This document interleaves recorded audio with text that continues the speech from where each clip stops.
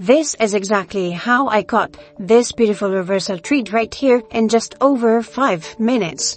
If you look at the higher time frame, the price is overall bearish. We have here lower low, lower high, and then lower low. Inside the New York zone around 9:30 to 11 a.m., I simply waited for a liquidity sweep.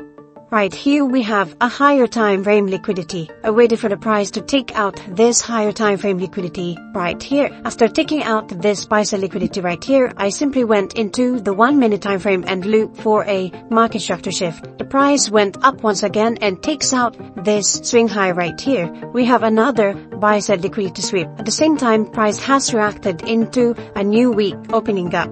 Now I simply waited for a market structure shift. I entered my short position right here, placed my stop loss around this swing high right here, and aimed for the nearest sell sell liquidity below. And thus we can see price went on into my take profit right away in just over 5 minutes.